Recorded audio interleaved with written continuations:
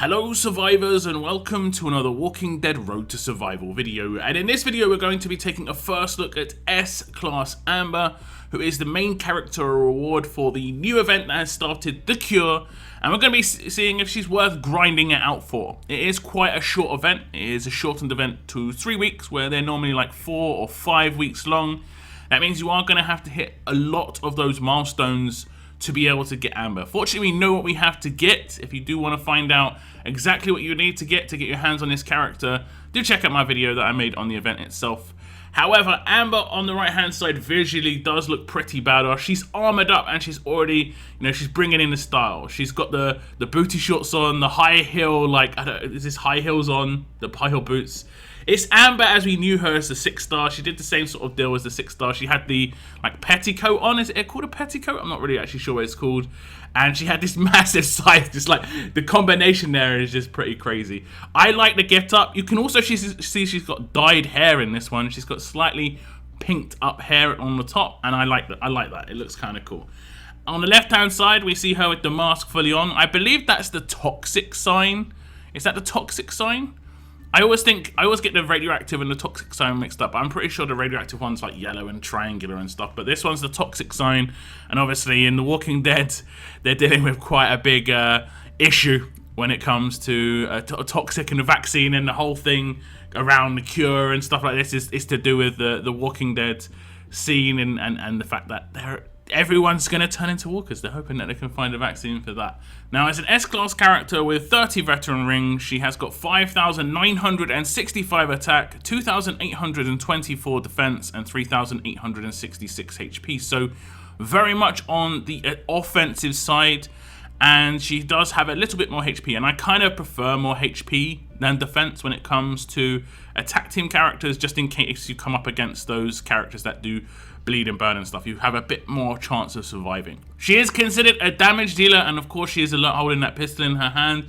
That is an attached weapon. We will check that out later in the video, but first of all we'll go across to her rush.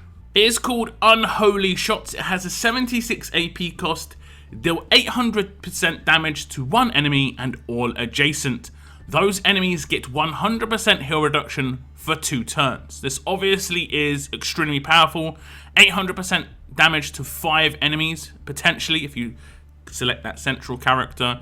Those enemies getting 100% heal reduction on top means that if you do get any takedowns, they will not be able to get healed back up. And even if you don't take a character out, let's say they're down to like 20% HP, they're not going to be just put all the way back up to 100% or by rushes or actives or healing weapons, like fast healing weapons. So 100% heal reduction is an extreme bonus, and the fact that it can go to 5 characters as well, very, very nice. The 800% damage will work extremely well with her base attack stat, which is basically 6k, and we're going to ramp that up as high as possible in the test just to show you the kind of damage numbers that she can get. So this is the attack team I'm going to test it out with. As you can see, she's got 19.7k attack. She has just got a 1535, and I believe it is a 40% attack weapon, so nothing too spectacular. She can definitely get up more attack if she goes up to 50% attack. She has got offensive mods, but she isn't getting full set bonus, so I think she could probably get to 21,000 attack stat without too much of a problem. We are taking Pamela Milton, and I would say the best character to take in this slot would be the Governor, because we are going to be clearing the Guardian shields of the Marge team we're coming up against. And the Governor can hold a splash pistol and clear every single Guardian shield, whereas the best Pamela can hope for is just to clear 3. But we're going to just take it in against this team and see how it fares. Now, the idea here is to do a first turn rush and just see the potential of that. That means I do have to have exhaust resist on Amber, so that when I give her the AP from MJ's active, she's not going to, just self-destruct, basically. So we're going to start removing the Guardian shields. The first one I have to remove with Axel in the middle, and then hope for a crit. And then, as you can see, we removed 3 more. If this was Governor, it could have been 3, plus if the splash damage hit, we could potentially remove the 4th. That's how it could go. So now we attack with Amber. We are going to command her, and the bonus here is you could see that her damage was high enough that it procced Carl's his specialist skill, and that means that when she rushes now, it's not going to. She's going to do full amounts of damage. Now we're going to hit the rush button and see what happens. Should hit pretty hard against the strong characters. It does indeed. We are going to get quite a lot of damage off, but it doesn't look like this is going to have full first turn potential unless you can get her damaged enhanced somehow, like an extra buff on top. And I'm pretty sure these strong attacks weapons, for instance, don't work on turn 1. So that's the first turn potential out the window for an attack team. But obviously, if you did make her rush first turn on the defense team, I don't think there are going to be too many percentage damage teams that are going to be able to deal with that 800% damage that she deals out. So now we're going to attack with a slightly different team instead. This one has got Alpha, and it's just going to see the combination of defense down with Amber's rush, which is obviously going to be much more powerful. So now we come up to turn 3, and the defense team has already started popping off just because of the command. It is going to be very difficult. We've got to be able to clear the shields, get the AP running at the same time, but because as long as we get the control on someone like Georgia, which we did manage to do, they've got no offensive potential, so it's never like a risk. What we're going to do is we're going to remove all this good stuff, and then we're going to decide who the issue is. Who's the issue in this team? And I'm going to decide that is going to be Georgia herself. So I'm going to focus her with the rush here. She's going to go down. She's a lot of HP at least. And that means that everyone else has got defense down, and she should be taken out by this rush just because it's going to be trait damage. And then the rest should be trait damage on top. We'll see if it does enough damage to actually take everybody down. And it's going to take down all of them. It's going to take down all of them. But the bonus, of course, is 100% heal reduction has come into the mix. So there would be no potential there for revives, even if Tanya was able to rush and she wasn't controlled. So obviously, it's an extremely powerful rush in the right combination. I did try and test out that first turn potential, but I don't think it's there. Maybe you can make it work. It could work against, obviously, weaker teams. So there is, obviously, potential that it would work against weaker lineups. But against the sort of very dangerous defense teams, even though she was doing trait damage, she just doesn't hit hard enough. 800% just isn't enough against these really tanky Marge defense teams, as you saw. But maybe her active can change that. It is called Get Prepped. It has actually got a name. Normally they go with like the bits and pieces of what it's called, like Confuse and AP gain, or Confuse and AP down. But now they're actually calling it a name, which is very interesting. It has got an initial cooldown of turn 2, cooldown of 2, number of uses 5. This character gets 50% attack and focus for 3 turns. This character gets Guardian Shield and 100% AP. Now everything's changed. Everything changes on this character. For turn 2, that means you've got a guaranteed rush. You can command her turn 2 to rush, and she's going to get a massive attack boost output because of this. This is going to be crazy, the amount of damage boost she's going to get. Now, she can obviously, against Marge teams, for instance, have an exhaust resist mod, and you know you're not going to take any main damage at all, 0 risk. If you do get exhausted and you don't resist it, you can decide not to actually do the active instead. So it's pretty good. Now, although this character does get a Guardian Shield, it does not block the incoming main damage from that exhaust. The first part of this is nice, of course. 50% attack is going to boost the damage output of her rush. It's going to boost from 800% to 1200%. And the focus for 3 turns is a nice little cherry on top. Just in case they do have a Guardian Shield, she can attack whoever she wants behind it. Or if she does too much damage against a character and doesn't take them down, like Georgia, who would then do Confuse, she would not be confused while under the effect of it, because focus obviously counters it. So we're going to attack exactly the same defense team once more, and it's going to be a very similar attack team than we used the first attack. This time around, we're not going to be taking MJ because we don't need the AP gain here. We're going to be using Amber's active to get the AP instead turn 2, just so we can actually get the attack boost as well, just to see if that's good enough. We are not taking any strong commands in here because obviously Carl's active normalizes strong characters, and that means those commands would no longer work. We're going to remove the Guardian Shield from the central character again. Hope we hit the crit, which we do. Remove the Guardian Shield from the remaining character. We've done it with all the characters we don't really need to gain AP on. And we have got Erin in here who's going to be able to be command rushed as well as Amber. So she can be on cleanup duty if Amber doesn't get this to work. She has to do her active, which we do. She gets focus. If they had a Guardian Shield right now, she'd be able to bypass. But you can see that 50% attack boost. And we're going to attack the central character. It doesn't take everybody out, so it just isn't enough. Oh, it's good because of Carl's specialist skill. Carl is actually taken out, but it's an animation bug. But everyone does have 100% heal reduction, and what I can do is I can follow up again and see if this is going to be enough, and it is. So everyone's taken out, and heal reduction comes in, easy peasy.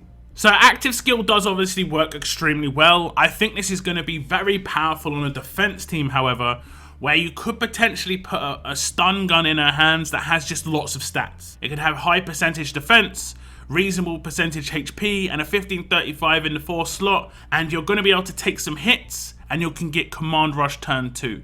I think Amber has got good potential of being that first turn or second turn command character on a defense team, and I definitely can see some people using that as a tactic. We'll see what happens there. But on attack, we saw she definitely has the damage output. She does kind of need to be comboed to get the best out of her. 800% is just not enough to take out those extremely tanky defense teams, so she either needs her own 50% attack boost from somewhere else like a strong attacks weapon, or defense down from someone like Alpha. So she's going to work extremely well in a nice little synergy team like that.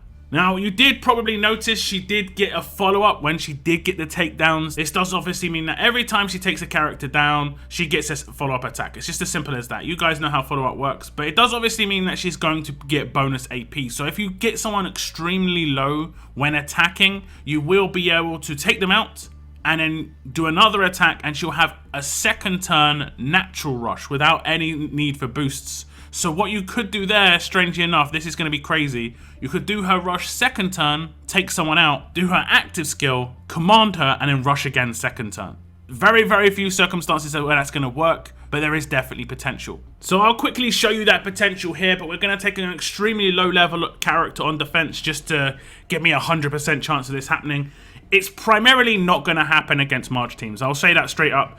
Just because Marge teams have Guardian Shields turn 1, you have to use multiple attacks to remove those Guardian Shields. Whereas to get that first turn takedown, you have to stack up all your attacks on one character, attack with Amber last, and then you'll get the follow-up on, like, let's say a Rick or something like that, and then you could do another attack on someone else, and you can see she's got her AP for turn 2. She's going to be able to rush. It is worth noting, though, because she does 100% heal reduction on her rush, the character that you took down turn 1 will not be affected by that 100% heal reduction. So what we're going to do is we're going to gain AP on Erin just to be able to control this character here at the end, because obviously that's a revive, and they would revive the pickup first turn. And let's say that was another revive, it could just get back into that daisy. Actually, it wouldn't get back into a daisy chain of revives because of the 100% heal reduction that's going to come out right now.